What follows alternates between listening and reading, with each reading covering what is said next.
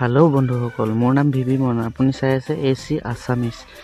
আজি কথা পাতিম আমি হোম থিয়েটাৰ বিষয় লৈ। এই হোম থিয়েটাৰটোৰ টিউটাৰ চাউণ্ড প্ৰব্লেম। ভিডিঅ'টো আগলৈ চাওক, আৰম্ভ কৰোঁ। প্ৰথমে মিটাৰ মাৰি চেক কৰি দেখাইছোঁ। 1 2 3 এটা বেছৰ কাৰণে দিছে, দুটা টিউটাৰ কাৰণে দিছে RC।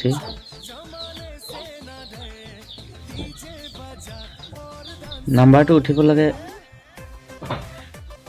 1663 4 এনেকুৱা। ৰেটিং দেখিছে কিমান উঠিছে। IC পাৰ্টটো দেখাইছে এনেকুৱা।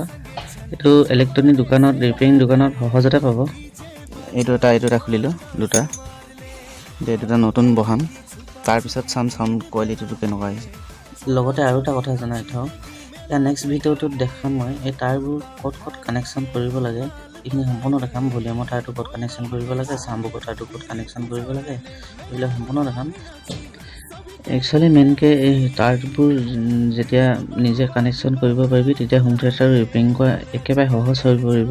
আগলৈ মোৰ ভিডিঅ'বোৰ চাই থাকিব। হোম থিয়েটাৰ পাৰ্ট প্ৰতি এটাকৈ বনাই দেখাম। এতিয়া এয়া অলৰেডি টিউটাৰ কানেকশ্যন দিলোঁ, বাকী RC লগালোঁ।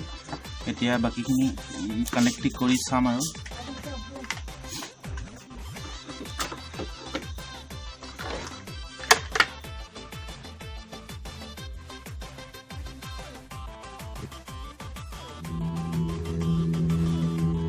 ভিডিঅ'টো আগলৈ চাই থাকক। আজিলৈ আহিছোঁ, বাই।